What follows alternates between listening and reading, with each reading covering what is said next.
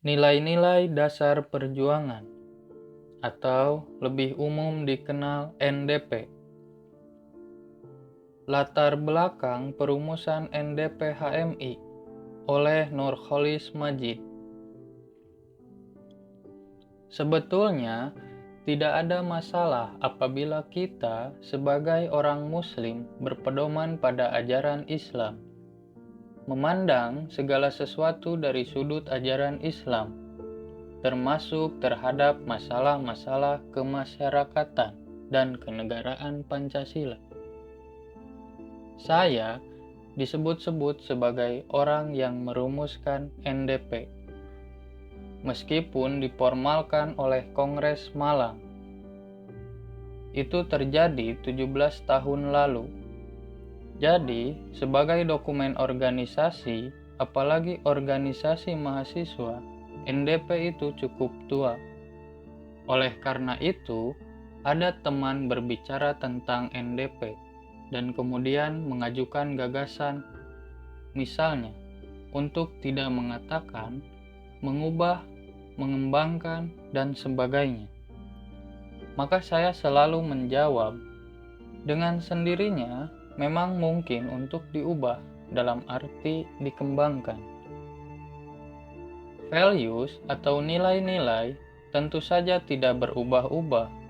Kalau di situ misalnya ada nilai tauhid, tentu saja tidak berubah-ubah.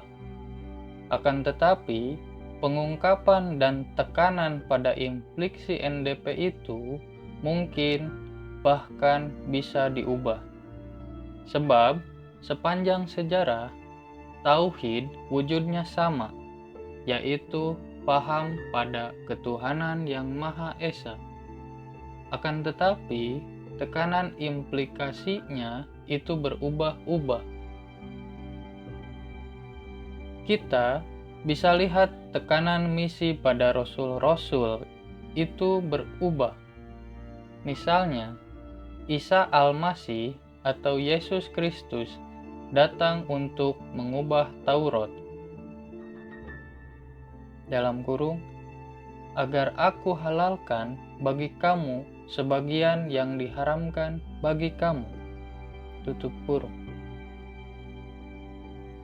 Nabi Isa datang menghalalkan sebagian yang diharamkan pada perjanjian lama. Jadi, implikasi tauhid itu berubah-ubah mengikuti perkembangan zaman. Sebab itu juga menyangkut masalah interpretasi. Pengungkapan nilai itu sendiri memang tidak mungkin berubah, tetapi harus dipertahankan, apalagi nilai seperti tauhid. Akan tetapi, karena ada kemungkinan mengubah tekanan dan implikasinya, maka ada ruang untuk pengembangan-pengembangan. Tidak hanya namanya saja diubah, dari NDP ke NIK, lalu NDP kembali. Pengembangan adalah tugas atau pikiran yang sah dari adik-adik HMI. Maka dari itu saya persilahkan, kalau misalnya memang ada yang ingin menggarap bidang ini. NDP, kesimpulan suatu perjalanan. Saya ingin bercerita sedikit. Mungkin ada gunanya, walaupun cerita ringan saja, yaitu bagaimana NDP itu lahir.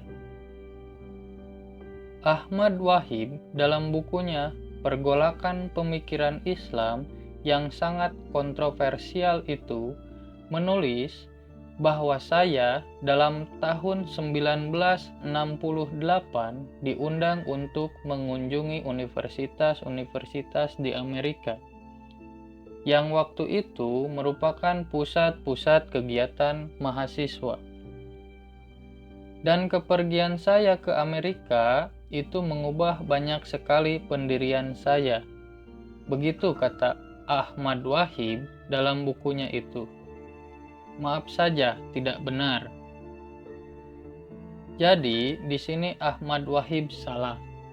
Memang perlawatan yang dimulai dari Amerika itu banyak sekali mempengaruhi saya, tetapi bukan pengalaman di Amerika yang mempengaruhi saya, melainkan justru di Timur Tengah. Begini ceritanya. Waktu itu, terus terang saja, sebetulnya pemerintah Amerika sudah lama melihat potensi HMI di sini. Tentu saja pemerintah Amerika seperti yang diwakili oleh kedutaan Amerika di sini. Mereka sudah tahu situasi politik Indonesia pada zaman Orde Lama, ketika Bung Karno mempermainkan atau sebetulnya boleh saja dikatakan melakukan politik divide et impera antara komunis dan ABRI, terutama Angkatan Darat. Bagaimana Angkatan Darat itu sangat banyak bekerja dengan kita. Ini banyak dibaca oleh pemerintah seperti Amerika. Dan karena itu, banyak sekali pendekatan-pendekatan dari orang kedutaan Amerika itu ke PB HMI.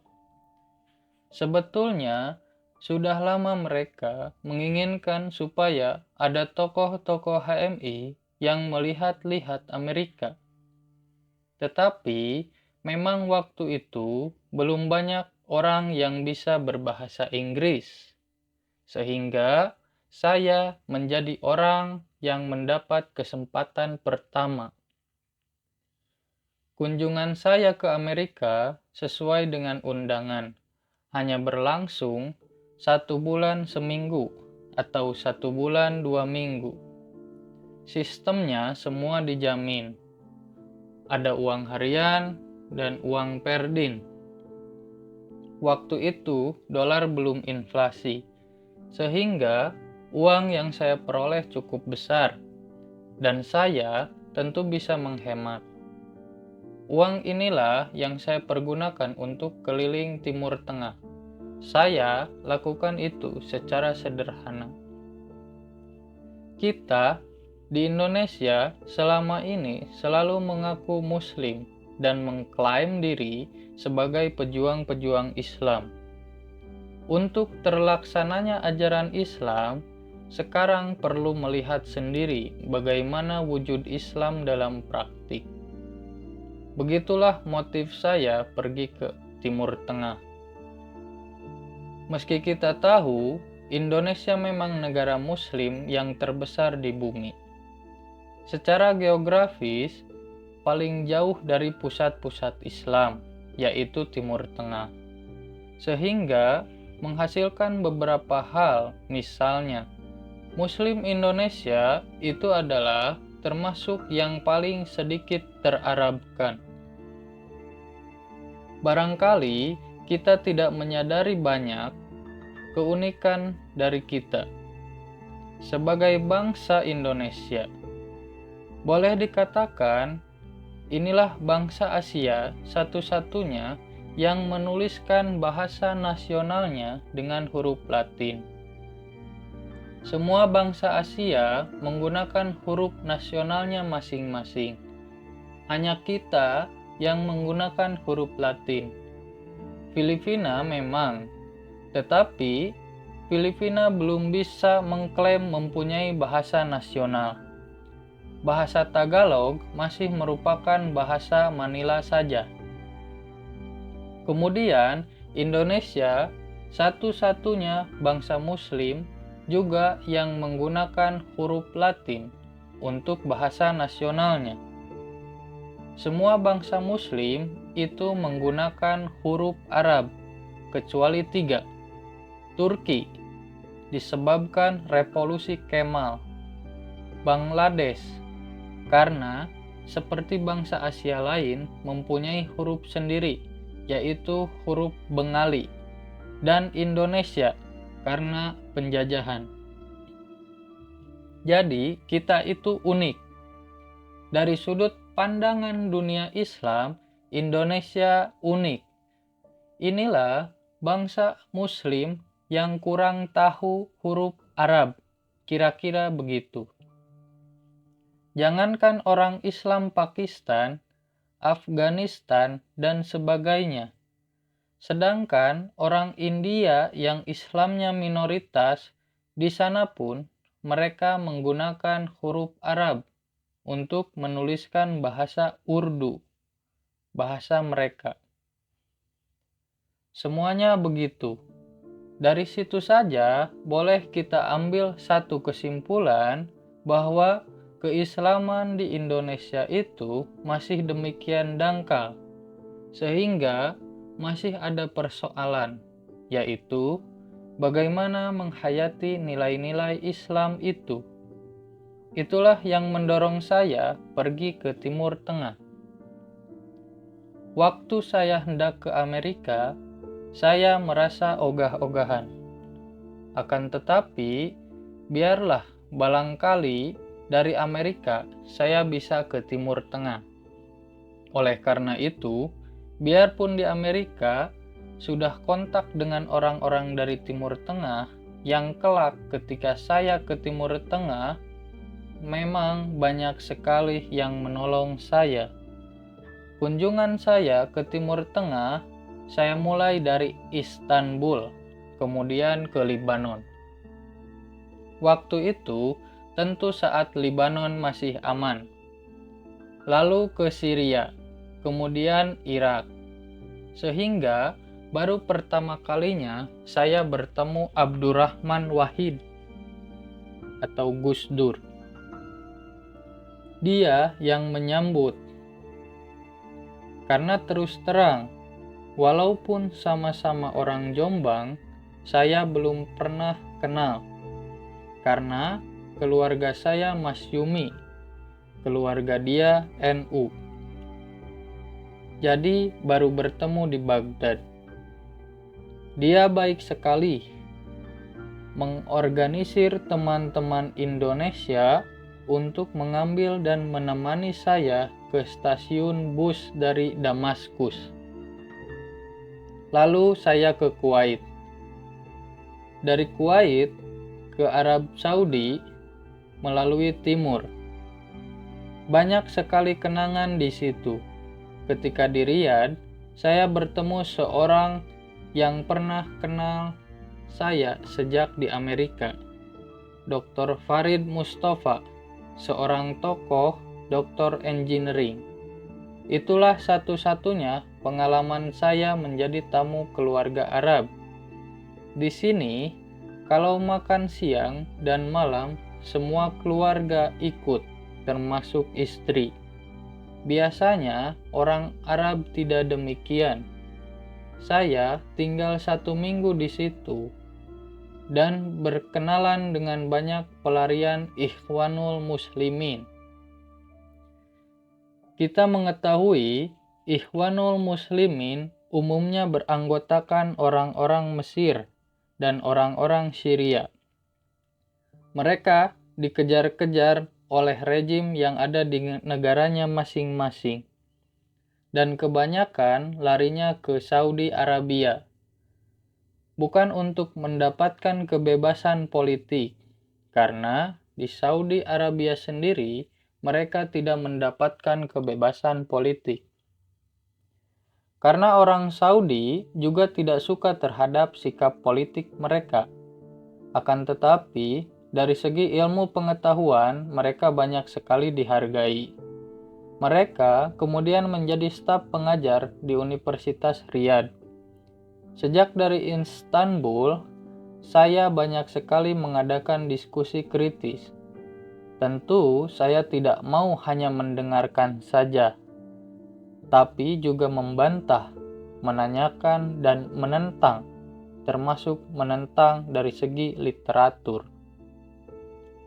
Di Turki, saya sampai berkenalan dengan suatu gerakan yang betul-betul di bawah tanah. Yang di Istanbul, mereka itu bergerak untuk membangkitkan Islam, tetapi dengan cara-cara yang menurut sebagian kita agak kedengaran sedikit kolot, yaitu melalui sufisme. atau gerakan-gerakan tarekat. Suatu malam, Dr. Lustafa di Riyadh mengajak saya ke Universitas Riyadh, ke Fakultas Farmasi, yang akan mengadakan wisuda tamatan Fakultas Farmasi, di mana Menteri Pendidikan hadir, yaitu Syekh Hasan bin Abdullah Ali Syekh, keturunan Muhammad bin Abdul Wahab, salah seorang pelopor pembaharuan di Arabia yang anak turunannya selalu menjadi menteri bidang pengetahuan seperti Menteri Pendidikan, Menteri Ilmu Pengetahuan, dan sebagainya di Saudi Arabia. Saya tidak tahu apa yang terjadi. Pokoknya, Dr. Mustafa mengenalkan saya secara berbisik-bisik kepada menteri. Lalu, menteri itu minta supaya saya menceritakan tentang gerakan mahasiswa Islam di Indonesia.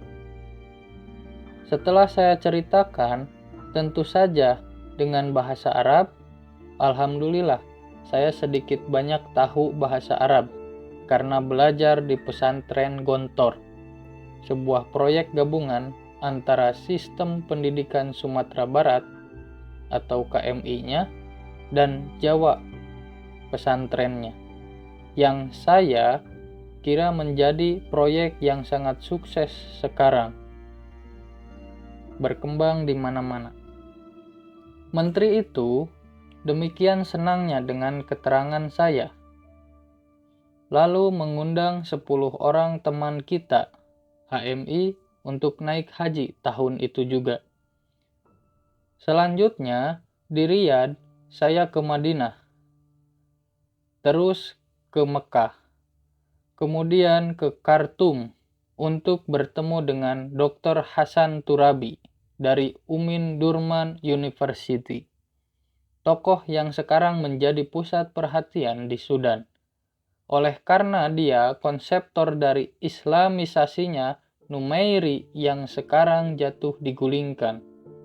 Dari situ saya pergi ke Mesir, kemudian kembali ke Lebanon, dan dari situ ke Pakistan. Pokoknya dari semua tempat itu saya mengadakan diskusi macam-macam. Dan konklusinya begini, saya kecewa terhadap tingkat intelektualitas kalangan Islam di Timur Tengah saat itu. Sehingga saya lalu ingat Buya Hamka.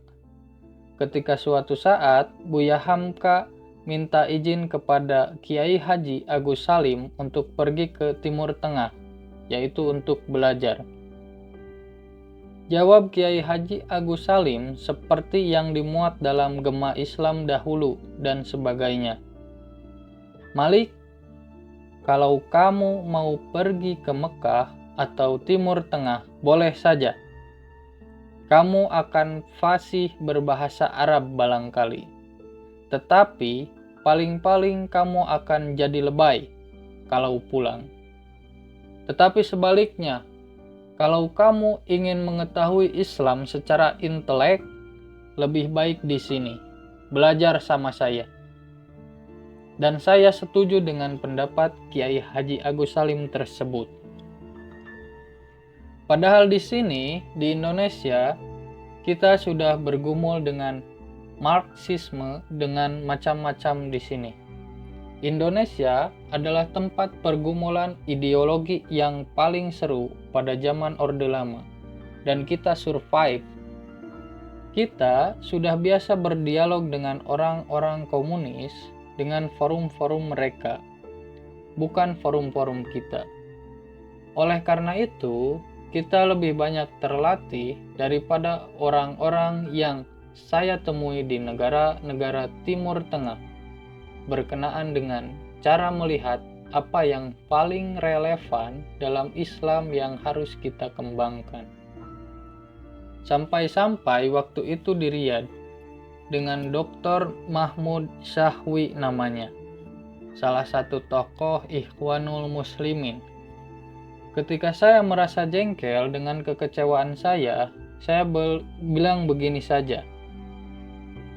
Daripada Anda kuliahi saya dengan macam-macam yang tidak masuk di akal saya, lebih baik Anda kasih saya bahan bacaan yang menurut Anda paling penting, dan kalau saya membacanya, saya mendapat jawaban.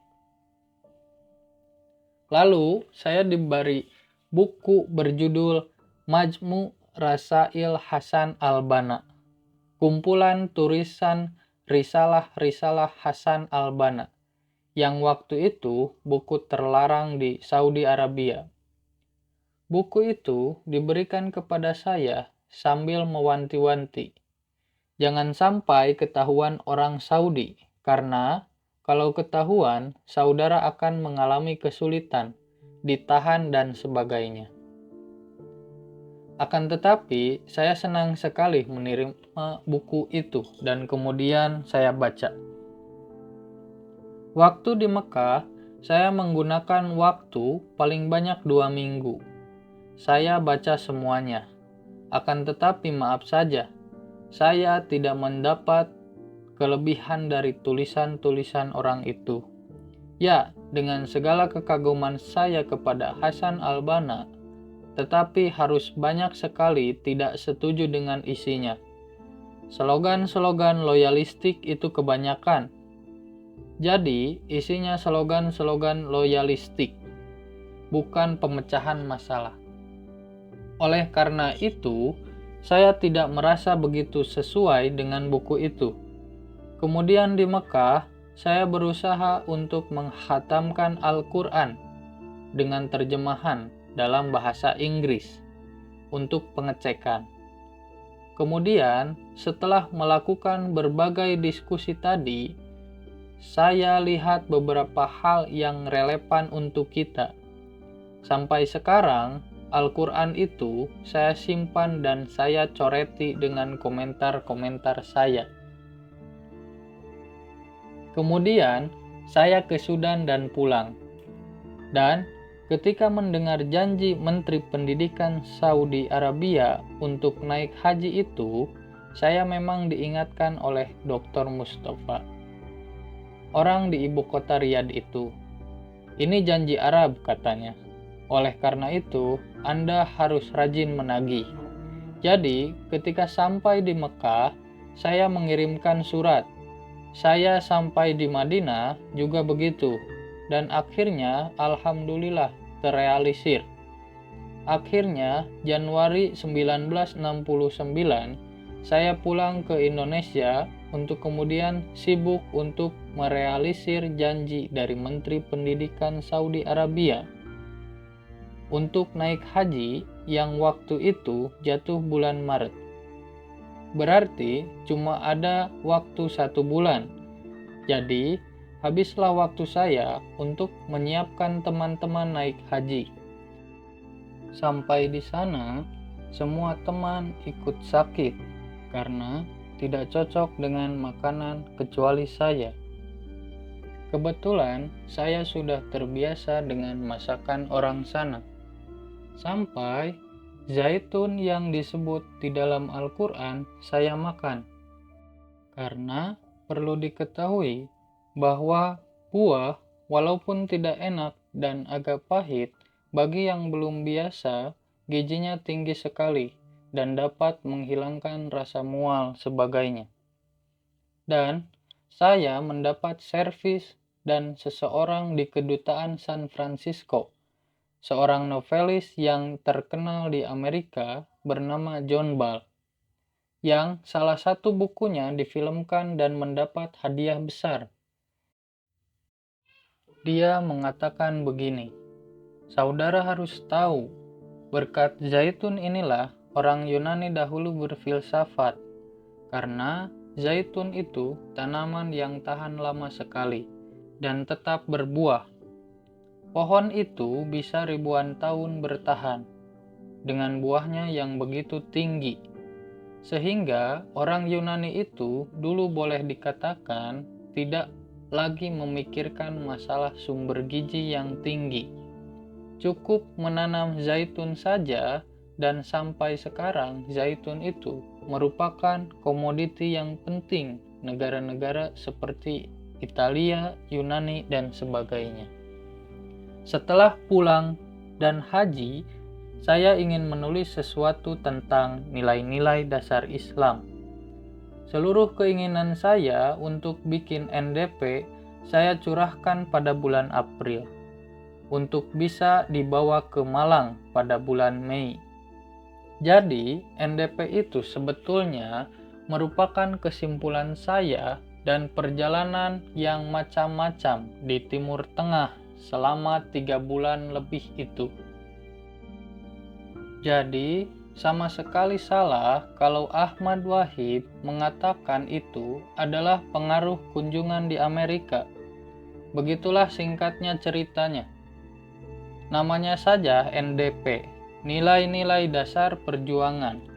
Tentu saja bahannya itu macam-macam. Saya ingin menceritakan mengapa namanya NDP. Sebetulnya teman-teman pada waktu itu dan saya sendiri berpikir untuk memberikan nama NDI, nilai-nilai dasar Islam. Akan tetapi setelah saya berpikir kalau disebut nilai-nilai dasar Islam, maka klaim kita akan terlalu besar. Kita terlalu mengklaim inilah nilai-nilai dasar Islam. Oleh karena itu, lebih baik disesuaikan dengan aktivitas kita sebagai mahasiswa. Lalu, saya mendapat ilham dari beberapa sumber. Pertama adalah Willy Eichert, seorang ideolog Partai Sosial Demokrat Jerman yang membuat buku The Fundamental Values and Basic Demand of Democratic Socialism. Nilai-nilai dasar dan tuntutan-tuntutan asasi sosialisme demokrat. Nah, ini ada nilai-nilai dasar. Kemudian, perjuangannya dari mana? Dan karya Syahrir mengenai ideologi sosialisme Indonesia yang termuat dalam perjuangan kita. Dan ternyata Syahrir juga tidak orisinal. Dia agaknya telah meniru dari buku Hitler, Mein Kampf. Jadilah nilai-nilai dasar perjuangan atau NDP itu. Kemudian saya bawa ke Malang, ke Kongres 9 bulan Mei tahun 1969. Tetapi di sana tentu saja agak sulit dibicarakan karena persoalannya demikian luas hingga tidak mungkin suatu kongres membicarakannya. Lalu diserahkan pada kami bertiga, Saudara Endang Saifuddin Ansari, Sakib Mahmud, dan saya sendiri.